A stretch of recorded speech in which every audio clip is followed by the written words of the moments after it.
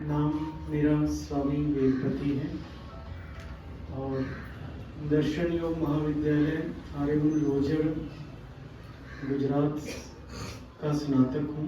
वहाँ दर्शन विद्या और आध्यात्मिक विद्या वहाँ ग्रहण की है और लगभग पिछले 20 वर्ष से वहाँ से संबद्ध हूँ। इतना परिचय पर्याप्त है। बाकी बातचीत करेंगे, बोलेंगे और हो जाएगा, है ना। और कुछ जानना हो तो पूछ सकते हैं। हाँ, वहाँ 5 दर्शन पढ़ाए जाते हैं माता जी, तो 5 कर लिए हैं। उपनिषद है, वेदों का कुछ भागों का अध्ययन, विशेषतः मौन साधना के लिए प्रयास करता हूँ।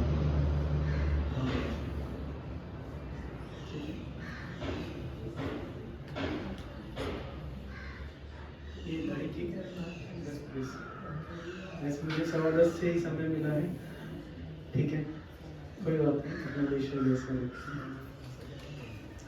कोई बात नहीं। हमारा विषय है मनुष्य जीवन की पूर्णता। इस विषय को बताते समय केवल आपके लिए आपको अच्छी लगने वाली बातें तो नहीं बताऊंगा, ठीक है। जो आपके लिए अच्छी हैं वो बताऊंगा। हो सकता है वो आपको अच्छी ना लगे, ठीक है। तो उसके लिए क्षमा भी नहीं मांगूंगा। मेरा कर्तव्य है वो ऐसा बताना, अच्छी बातें बताना। तो मनुष्य और जीवन, मनुष्य किसको कहते हैं? जो मननशील होता है, सोच विचार कर काम करता है, उसको कहते हैं मनुष्य। मननाद इति मनुष्य, ठीक है। और जीवन जो होता है, जो हम अभी शरीर को चलाने के लिए प्राण लेते हैं, प्राणों का पोषण करते हैं, खाना पीना करते हैं या अन्य क्रियाएं करते हैं शरीर को जीवित रखने के लिए, प्राण पोषण के लिए जो हम रहते हैं वो जीवन होता है, ठीक है। अब इन दोनों का संबंध है मनुष्य जीवन, चूंकि हम यहाँ मनुष्य योनि में हैं, मनुष्य शरीर से संबद्ध हैं और जी भी रहे हैं, ठीक है। तो इन दोनों का आपस में संबंध है मनुष्य जीवन। अब हमें ये आत्मनिरीक्षण करना है, विश्लेषण करना है कि हम वास्तव में मनुष्य जीवन जी रहे हैं या नहीं जी रहे, अथवा केवल जीवन ही है हमारा। जीवन सभी का होता है, हमारा भी हो सकता है और अन्य पशु प्राणी हैं उनका भी जीवन होता है, पर वो मनुष्य नहीं होते हैं। यदि ईश्वर ने हमें मनुष्य बनाया है, मनुष्य योनि में प्रवेश करवाया है, तो इसका अभिप्राय है हमारी कुछ विशेषता है। उस जीवन से जो अन्य पशु प्राणियों का है, उससे हमारी कुछ विशेषता है। तो विश्लेषण क्या करना है, क्या हम मनुष्य की कोटि पर खरे उतरते हैं या नहीं उतरते। जिस कारण से परमात्मा ने हमें इस मनुष्य शरीर दिया, इस मनुष्य चोले में प्रवेश करवाया, तो क्या हम परमात्मा की दृष्टि में खरे हैं या नहीं, ठीक है। मनुष्य और अन्य जीवों का, प्राणियों का जो जीवन है, उन दोनों में क्या विशेष अंतर है? यही मनुष्यता का और पशुता का।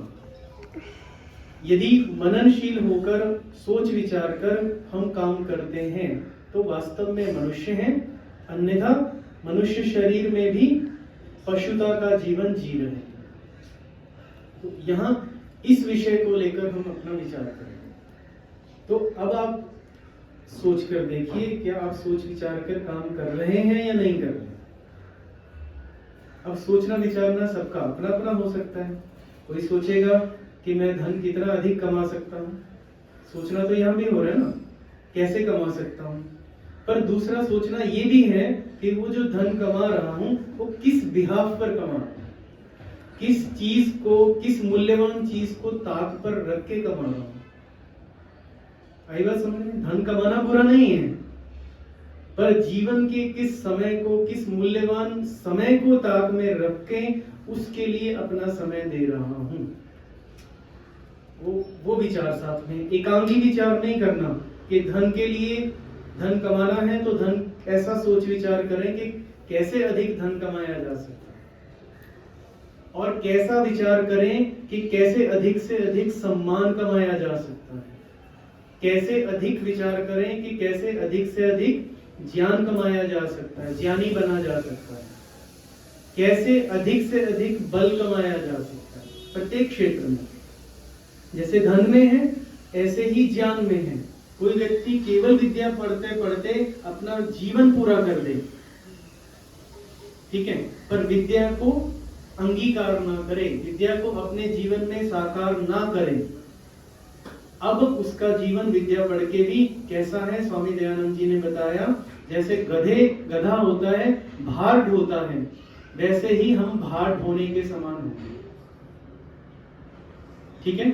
और वेद स्वयं कहता है कि यस्तन्न वेद किम ऋचा करिष्यति। सुना आपने?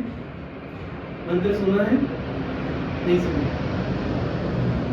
यस्तन्न वेद किम ऋचा करिष्यति, कि जो वेद पढ़ के भी उस परमात्मा को नहीं जानता, उस परमात्मा की प्राप्ति के लिए जीवन नहीं लगाता, तो वेद पढ़ के भी क्या करेगा? यस्तन्न वेद, जो उसको नहीं जानता, किम ऋचा करिष्यति, वो ऋचा पढ़ के भी क्या करेगा? ये ज्ञान की दृष्टि से।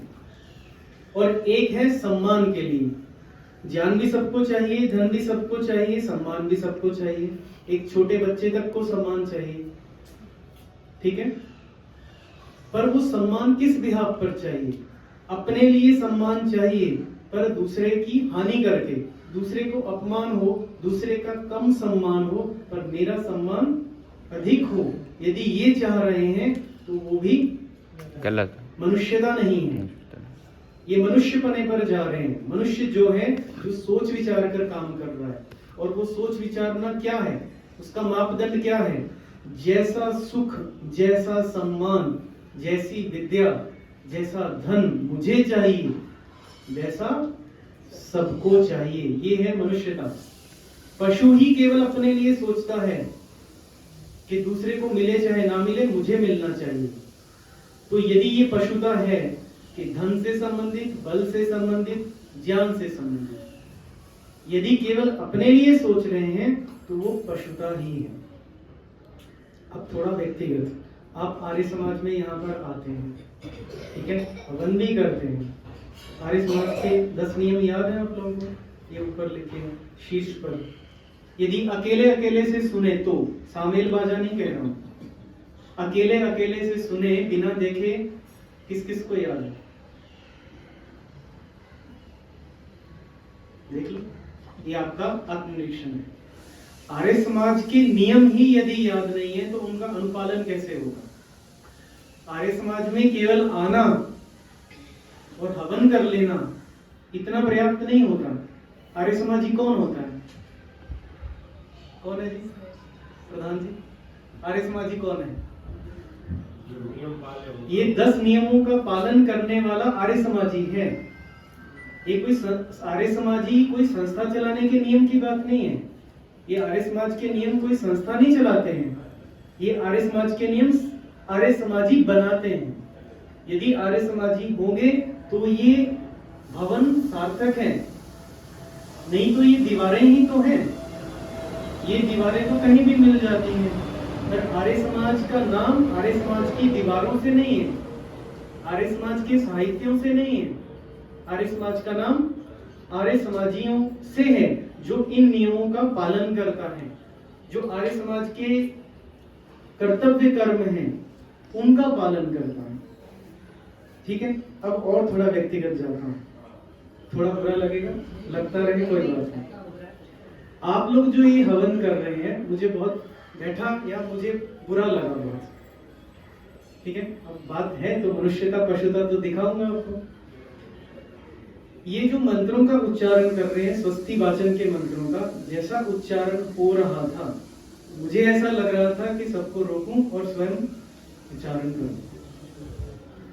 वेद मंत्रों का उच्चारण करना, उसका पाठ करना इतना योग्य काम है। जो वेद मंत्रों का उच्चारण शुद्धता से करता है, उसका वाणी का पुण्य होता है। सामान्य काम नहीं है ये। आप यदि इसको गलत उच्चारण करते हैं तो सीधा अपशब्द है, वो गाली है वो। ठीक है, आपका नाम मान के चलो किसी का, आपका क्या नाम है? सत्यम। सत्यम नाम है, तो मैं आपको संयम कह दूं, सत्यम नहीं बोलूं, तो आपके लिए वो एक गाली है, अपशब्द है। दादा का नाम है मनसुख भाई है, ठीक है, मैं मसुख भाई कह दूं तो कैसा लगेगा? इनको भी अच्छा नहीं लगेगा, नहीं लग रहा ना? तो ऐसे जब मंत्रों का उच्चारण कर रहे हैं, इतना अशुद्ध स्थिति में है वो कि वो पुण्य के स्थान पर पाप बना रहे हैं। अपशब्द बोलना पाप है, वाणी का दोष है, अशुद्ध स्थिति है वो। ठीक है, तो ये ऐसा बोलना, तो ऐसा अशुद्ध तो कोई भी बोल लेगा, किसी को भी कर देंगे। एक तोता भी बोल लेगा, तोता भी कुछ बुलाएंगे, अशुद्ध उच्चारण कर लेंगे, वैसा कर लेगा। तोता सीख लेता है ना, जैसा उसको तोते को सिखाते हैं वैसा सीख लेता है, पर वो मनुष्य नहीं है। तोता क्या है? वेल ट्रेन्ड तो है, पर वेल एजुकेटेड नहीं है। एजुकेशन किसको मिल सकती है? मनुष्य को मिल सकती है। वो तोता वेल एजुकेटेड नहीं हो सकता है, वेल ट्रेन्ड हो सकता है। यदि आप वैसे ही ट्रेन्ड हैं, और ट्रेनिंग गलत भी हो सकती है, सही भी हो सकती है, पर एजुकेशन जो होती है वो गलत नहीं होती है। तो यहाँ पर जो एजुकेशन है वो नहीं हो रही है, ट्रेनिंग तो है। तो अभी ये ट्रेनिंग जो है वो ठीक नहीं है, तो क्या किसमें जा रहे हैं? मनुष्यता से बाहर हो रही है। यदि आपको मनुष्य जीवन चाहिए तो दो काम करने पड़ते हैं, कम से कम दो काम। एक तो वाणी का शुद्ध उच्चारण। यदि आपकी वाणी ठीक है, कि वाणी से आप हिंसा नहीं कर रहे हैं, तो आपका अगला मनुष्य जीवन पक्का है। क्योंकि वाणी का जिसका उच्चारण सही होगा उसको मनुष्य जीवन में आना ही पड़ेगा। क्योंकि उस वाणी के शुभ कर्म के लिए परमात्मा उसको मनुष्य जीवन देगा। क्योंकि वाणी की सही सार्थकता मनुष्य जीवन में ही संभव है। और दूसरा कार्य है ये यज्ञ। यज्ञ के माध्यम से जो मंत्रों का उच्चारण है और यज्ञ कार्य जो करना है, ये दो कार्य यदि करते हैं अच्छी भावना से, अच्छे मन से, तो मनुष्य जीवन पक्का है। ठीक है, अब ये दोनों ही कार्य आर्य समाज की एक धरोहर है, एक संपत्ति है। जो ऐसा करेगा उसका मनुष्य जीवन पक्का है। अब ये दोनों में ही दोष है। ठीक है, यज्ञ भी करते हैं, वहां पर कहा अयंत इद्म आत्मा जात वेदस्तेने ध्यस्व वर्धस्व चेद्वर्धन।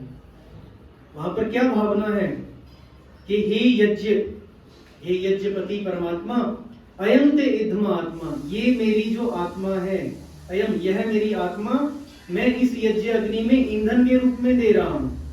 भावना ये है। और पर हमारा ध्यान कहीं और है, केवल वाणी का उच्चारण हो रहा है, जो सीखा है सुना है वही केवल उच्चारण हो रहा है, जैसे तोता करता है। वो ट्रेनिंग तो मिल गई है उच्चारण की, ठीक है, पर उच्चारण भी शुद्ध नहीं है। और जो मंत्र बोल रहे हैं, मंत्र के जो अर्थ हैं, मंत्र के जो भाव हैं, वो भी नहीं हो रहे हैं। ठीक है, इसमें दो हानियां हो रही हैं। वर्तमान में एक दोष कमा रहे हैं, और अगला जीवन जो मनुष्य होना है वो भी। ये है हमारा मनुष्यता का और पशुता का अंतर। ठीक है, ये एक टॉपिक है। जो मेरा टॉपिक है वो इससे भिन्न है। अब उस पर आते हैं। मनुष्य जीवन इस योनि में सार्थक होता है, इस मनुष्य शरीर में सार्थक होता है। ठीक है, इस मनुष्य शरीर में हमें क्या सोचना है, क्या मनन करना है, कि पहला मनन करने का विचार जो होता है, जिसमें पूर्णता आती है, कई टॉपिक है उसके। पहला कि मैं इस शरीर में आया क्यों। ठीक है, मुझे मनुष्य मिला, मुझे पुरुष शरीर मिला, और इनको महिला का मिला, और मुझे मनुष्य शरीर मिला, किसी को महिला का शरीर मिला, और पर्टिकुलर किसी माता पिता पेरेंट्स के घर में मिला। एक पेरेंट के घर मिला, दूसरे के क्यों नहीं मिला। जब कोई बच्चा बड़ा होता है ये सोचता है कि एक ही माता पिता की दो संतान हैं, दोनों अलग अलग हैं, एक ही तो थी, एक भूमि में गेहूं का बीज बोते हैं तो अलग अलग गेहूं आते हैं या एक तरह के आते हैं? एक ही तरह के आते हैं। एक भूमि है और बीज डाल दिया तो एक ही तरह का गेहूं आता है। पर यहाँ माता पिता एक हैं और जो संतान अलग अलग उत्पन्न हो रही है। क्यों? ये मनन है मनुष्यता का। ये पहला लक्षण है कि आप आए कैसे, और जो आप में ये भिन्नता है अपने भाई बहनों से, अन्यों से भिन्नता है, वो कैसे आई। और एक घर में माता पिता के घर में जन्म लिया तो दूसरे घर में भी तो ले सकते थे, दूसरी भी तो माँ हो सकती थी, दूसरा भी तो पिता हो सकता था। इन्हीं माता पिता के घर में क्यों जन्म मिला? ये पहला क्वेश्चन, पहला मनन करने का तरीका। ठीक है, ये मनुष्यता है पहला। और दूसरा, अब ये वाला पार्ट थोड़ा सा ज्यादा सूक्ष्म हो जाता है, माइक्रो लेवल पर होता है। अब उससे थोड़ा सा ऊंचा उठ के देखिए, स्थूल में ये मेरा जीवन जो चल रहा है, मैं एक छोटे बच्चे से लेकर बड़ा हो रहा हूँ, युवा हो रहा हूँ, प्रौढ़ हो रहा हूँ, वृद्ध हो रहा हूँ, अति वृद्ध हो रहा हूँ। ये जो स्थितियां मेरे शरीर में आ रही हैं, ये क्या सर्कल है कि हर व्यक्ति के साथ जो इस शरीर में आता है, चाहे पशु शरीर में हो चाहे मनुष्य शरीर में हो, उसके साथ ये सारी की सारी स्थितियां घट रही हैं। पहले वो बाल्यावस्था में होता है, फिर थोड़ा युवा होता है, किशोर होता है, युवा होता है, प्रौढ़ होता है और वृद्ध होता है, फिर मर जाता है। सबके साथ एक जैसी स्थिति घट रही है, एक कॉमन लॉ सबके साथ घट रहा है। ठीक है, कई चीजें इससे पता चल रही हैं, कई चीजें व्यक्ति विशेष से डिफरेंट हैं, और कई चीजें हैं कॉमन लॉ के रूप में काम कर रही हैं। ठीक है, सबको यहाँ इस सोसाइटी में रहते हैं, सबको एक मानवाधिकार है कि सबको जीने का अधिकार है, पर फिर भी पर्टिकुलर व्यक्ति में अलग अलग नियम घटते हैं। ठीक है, नियम है कि सबको खाना मिलेगा, नाश्ता मिलेगा, पर दूसरा व्यक्तिगत नियम क्या है कि जितनी उसको भूख है उतना उसको खाना है।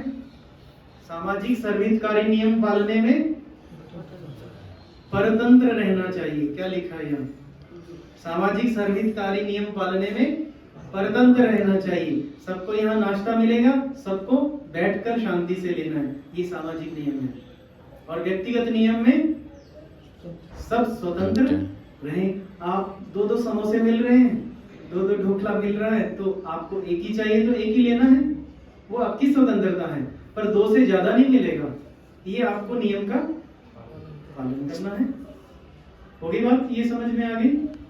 ठीक है, अब ये जो व्यक्तिगत नियम है, कुछ कॉमन लॉज हैं, यूनिवर्सल लॉ हैं, ये हमारे साथ जीने में सहायक बन रहे हैं। ये नियम किसने बनाए? मैंने तो नहीं बनाया कि पहले मैं युवा होऊंगा, बचपन होगा, किशोरावस्था होगी, युवा होगा, प्रौढ़ होगा, बूढ़ा होगा, फिर मर जाऊंगा। ये मैं तो नहीं चाहता ना। एक बच्चा चाहता है बड़ा होना, और बड़ा क्या चाहता है? छोटा होना। कि बचपन अच्छा था, बड़ा होते हैं तो बहुत सारी रिस्पॉन्सिबिलिटी आ गई हैं, सबको देखना पड़ता है। बच्चे को कोई टेंशन नहीं है, बिंदास रह रहा है। सब अपनी स्थिति से असंतुष्ट हैं। बड़ा व्यक्ति क्या चाहता है कि मेरे अनुभव तो एज इट इज रहे, पर मैं बच्चा बन जाऊं, कोई रिस्पॉन्सिबिलिटी ना रहे। और बच्चा क्या चाहता है कि मैं बड़ा बन जाऊं ताकि सबको हैंडल कर सकूं, डोमिनेट कर सकूं। नहीं, अभी तो सभी लोग उसको पकड़ के रखते हैं। ये स्थितियां मेरे हाथ में नहीं है और सबके साथ घट रही हैं, तो किसने बना दी है? ये दूसरी स्थिति मनुष्यता की। ठीक है, अब इससे थोड़ा और ऊंचे लेवल पर, ऊंचे लेवल मतलब स्थूल लेवल पर जो होते हैं, सबका शरीर चल रहा है, इन 5 भूतों से ही बना हुआ है। सब इसके अंदर भूतों से बनता है और इस शरीर में डालते हैं खाना पीना, वायु डालते हैं, सूर्य का प्रकाश मिलता है, चंद्रमा की रोशनी मिलती है, ये धरती माता हमें आश्रय देती है, तब हमारा जीवन चल रहा है।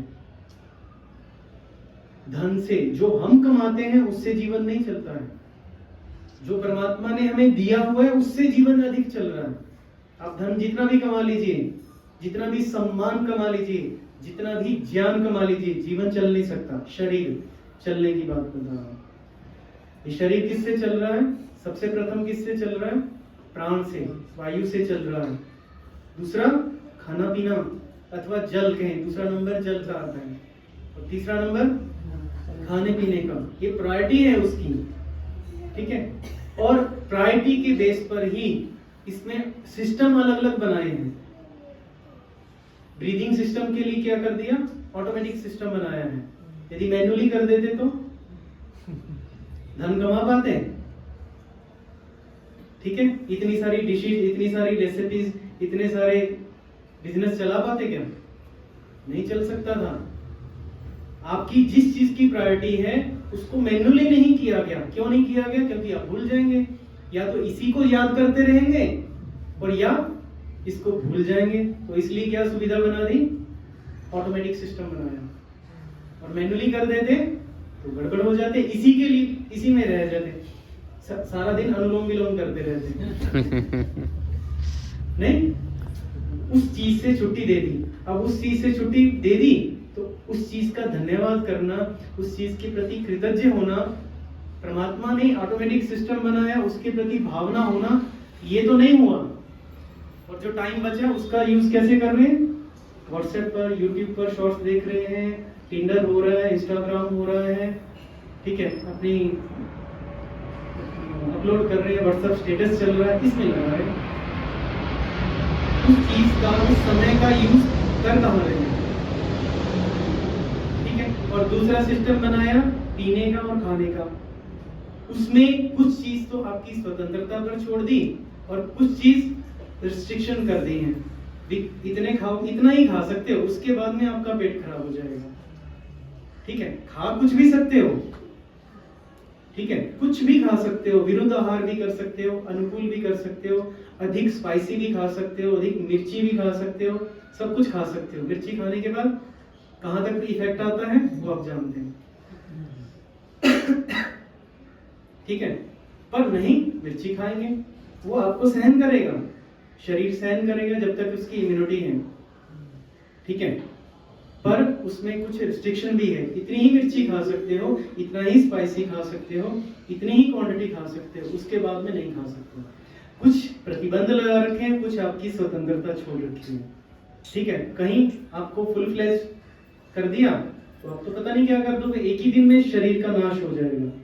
तो ये आपको देखो, कुछ स्वतंत्रता दी, कुछ आपको प्रतंत्र रखा है। ये नियम कैसे बन गए? मैं चल रहा हूं, ऑटोमेटिक इस नियम में चल रहा हूं, ठीक है। और फिर दूसरा जिसमें आप पूरे स्वतंत्र हैं, धन कमाने में, ज्ञान प्राप्त करने में, सम्मान कमाने में पूरे स्वतंत्र हैं।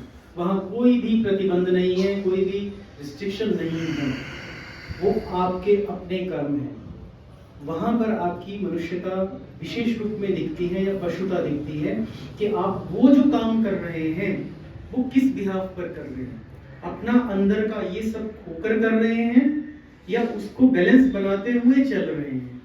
यदि बैलेंस नहीं बना रहे तो पशुता, और जितने अनुपात में बैलेंस बना रहे हैं उतनी मनुष्यता है, बाकी पशुत्व है, ठीक है। अब ये वाली चीजें होंगी। अब एक और कैटेगरी है, आप ये जो इस शरीर से काम ले रहे हैं, इसमें कितनी बड़ी साइंस है, ठीक है। इस साइंस को आज तक साइंटिस्ट नहीं समझ पाए कि देखना आंख से होता है और बोलना मुंह से होता है, ठीक है। जिसको देखा, मैंने आपको देखा और आपका नाम सत्यम लेकर आपको बोल दिया, दिखना तो आंख से हुआ था, उसके अकॉर्डिंग कैसे अंदर कैलकुलेशन हुई कि मुझे इसका नाम याद करके इसको बोलना है। देखना आंख से हुआ और चलना पैर से हो रहा है। पैर के तो आंख लगी नहीं हुई है, और पैर में आंख लगा देते तो क्या होता, रोज फोड़ देते आंख, नहीं रोज ऐसा ही काम होता। ये कैसे कैलकुलेशन हो रही है, कैसे कोऑर्डिनेशन हो रहा है, कैसे ये चीजें बन रही हैं जिससे हमारा सारा काम हो रहा है। और हम इससे उपेक्षित हैं, इसको नहीं जान रहे कि ये कैसे हो रहा है और बस इससे काम ले रहे हैं। ठीक है, ये वायु कैसे आ रही है, ये यज्ञ करके शुद्ध तो कर रहे हैं, ये एक अच्छा काम हो रहा है, एक अच्छा काम कर रहे हैं, पर इसके प्रति जो भावनाएं हैं, ये वायु हमें कैसे मिल रही है, वायु का भी कौन सा पार्ट हमें अंदर लेना है। यहां से थोड़ा इसकी राख थोड़ा सा ये देखो सेंसर लगे हुए हैं, ये राख, इसका कुछ धुआं यदि अंदर जाएगा तो खांसी आएगी, जिससे आप बाहर उसको फेंक सकें। होता है ना ऐसा?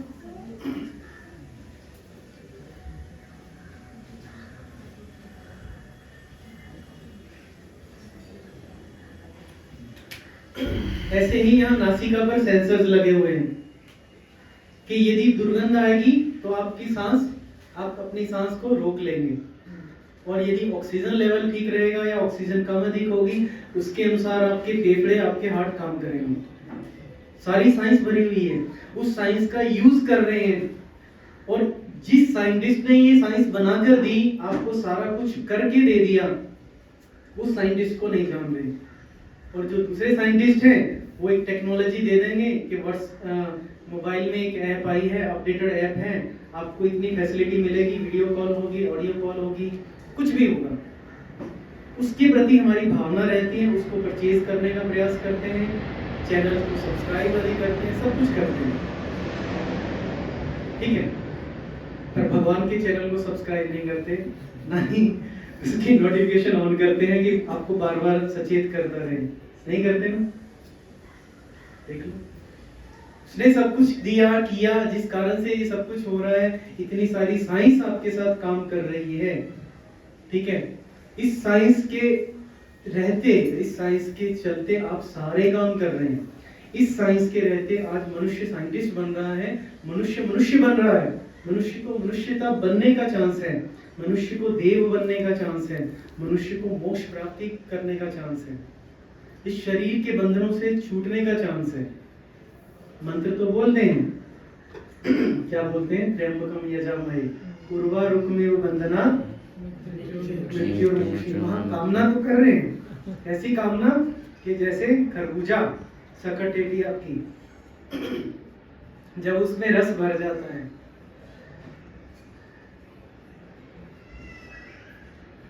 जब पक जाता है तो वो अपने डंठल से स्वतः ही छूट जाता है। तो ऐसे मुझे भी छुड़ाइए, ये मृत्यु और जन्म ये हमारे बंधन हैं, इनसे हम छूटना चाहते हैं, पर पकेंगे कैसे? जब मनुष्य के एक्सट्रीम लेवल को हम पार करेंगे, एक्सट्रीम लेवल को हम एडॉप्ट कर लेंगे, अपने जीवन में सार्थक कर लेंगे, तब ये छूटना होगा, तब मोक्ष की प्राप्ति होगी, तब वो मंत्र सार्थक होगा। और वहां कहते हैं मृत्युर्मुक्षीय मां अमृता स्वाहा। स्वाहा का मतलब, स्वाहा का मतलब क्या होता है? कि मैं सच कह रहा हूं, कि मैं छूटना चाहता हूं। ठीक है, मैं सच कह रहा हूं। स्वाहा का मतलब सुआह, ये मैं अपनी वाणी से सच कह रहा हूं कि मैं इस मंत्र के अनुसार अपनी मृत्यु आदि पाशों से, बंधनों से छूटना चाह रहा हूं, सच कह रहा हूं। और बोल क्या रहे हैं? झूठ बोल रहे हैं, छूटना नहीं चाहते। अब यहां से छूटेंगे और छूट के कहां लगेंगे? उसी बंधन में लगेंगे, उसी संसार को बनाने में लगेंगे, उसी के पोषण में लगेंगे। तो छूटना कहां? प्रवचन सुन लिया, अच्छा लगा कि हाँ बहुत अच्छी बातें हैं, स्पिरिचुअल एंटरटेनमेंट हो गया, इसके बाद में कोई परिवर्तन अमीचंद की तरह कि हो तो तुम हीरे पर कीचड़ में पड़े, कीचड़ ही नहीं दिख रहा हमें। बार बार महर्षि दयानंद की वाणी आ रही है, या भगवान की वाणी कि कहां अंधन तमः प्रविशन्ति, किस अंधकार में पड़े हो और उसी में अंधकार में प्रवेश करोगे। वो कीचड़ ही तो है जिसमें धंसते जा रहे हो। और धंसना कैसा है? युवावस्था में कीचड़ में हुए, अब लगातार धंसते जा रहे हैं, धंसते जा रहे हैं, और वृद्धावस्था में नाक तक पानी आएगा और चले जाएंगे। ठीक है, तो ये स्थितियां हमारे साथ बन रही हैं और फिर भी हम सचेत नहीं हैं। इतनी वाणी, शुद्ध वाणी, परमात्मा की वाणी, वेदों की वाणी, ऋषियों की वाणी हमारे साथ है, ऋषियों का चरित्र, उनका आचरण हमारे साथ है, फिर भी हम कीचड़ में ही पड़े हैं। हमसे अच्छा तो अमीचंद था, ठीक है, जिसने जाकर जब उनको ये वाणी साक्षात मिली, वो हर व्यक्ति के घर में गया, तो क्या किया उसने? क्या इतिहास मिलता है? नहीं, वो तो नहीं, अमीचंद ने क्या किया था? भजन की। अमीचंद कौन था? एक पटवारी था जो बहुत रिश्वत लेता था, लोगों के साथ लूटता था लोगों को। तो जब महर्षि दयानंद ने उनको कहा तुम हीरे हो, उसको थोड़ी सी गेट टुगेदर हुआ, बातचीत की, तुम हो तो हीरे पर कीचड़ में पड़े हो। ठीक है, गुजराती में क्या है कहेंगे इसको? हो तो तुम हीरे और कीचड़ में पड़े हो। क्या कहेंगे? खड्डे में पड़े होगे और हो तो तुम हीरे, कीचड़ में પડ્યા છો। कीचड़ में પડ્યા છો। અને પડ્યા છો અને પહેલી લાइन का अनुवाद, हो तो तुम हीरे, છો તો હીરા। છો तो તમે हीरा पर कीचड़ में पड़े छे। अब वो कह दिया, तो उन्होंने, उसने, अमीचंद ने जाकर क्या किया? जिस जिससे रिश्वत ली थी, जिस जिसको लूटा था, उसके पास उतना धन लेकर गया और अपनी चप्पल उतारी, चप्पल उतार के कहा कि मेरे सिर पर मारो। कर सकता है ऐसा कोई? तो ये है मनुष्यता, और ये है पशुता से हटकर मनुष्यता में जाना और देवत्व को प्राप्त होना, और इस जीवन आदि मृत्यु और जो ये बंधन है जन्म आदि, इनसे छूटना। तो ऐसा करेंगे हमारा जीवन सार्थक होगा। ठीक है, और कड़वी बातें, जो बुखार की दवाई क्या होती है? कड़वी होती है। तो बुखार उतारना है तो ये कड़वी बातों का पान कीजिए। और मेरा इतना ही समय हो गया है ना? आचार्य जी, एक प्रश्न पूछना। अभी यदि आपकी इच्छा हो समय बढ़ाने की, आप प्रश्न पूछ सकते हैं जैसे।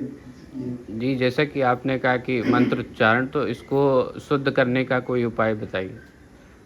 अच्छा, ये बताइए, पढ़ने के लिए कहाँ जाना पड़ता है? Work from education from home होगा, वो तो कोरोना में होता है, या कहाँ जाना पड़ता है?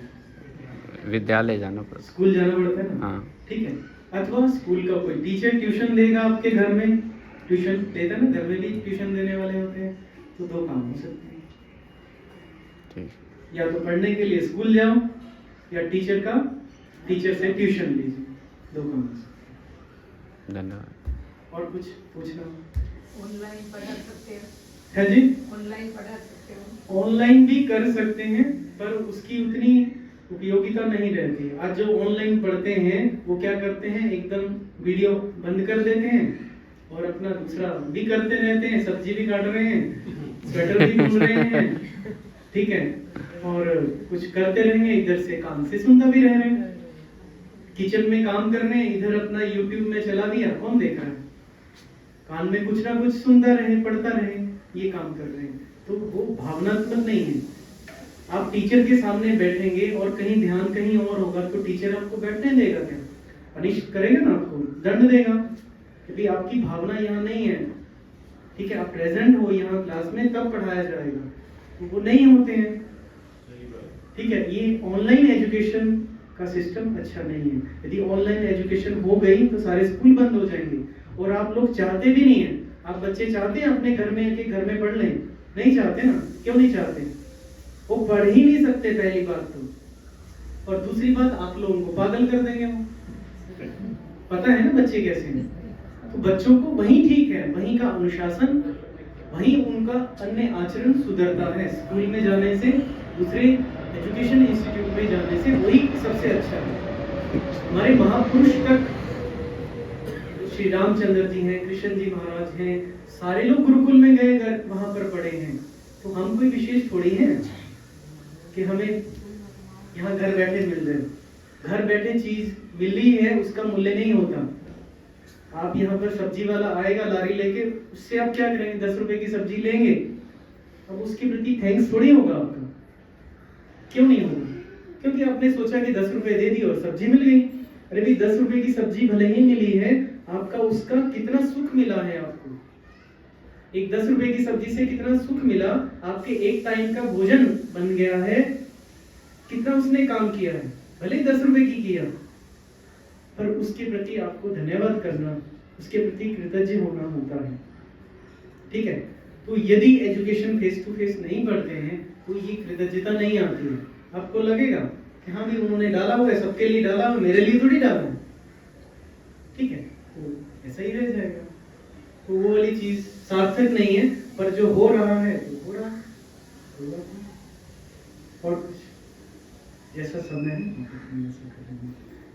ठीक, विराम देते हैं। आपका धन्यवाद सुनने के लिए।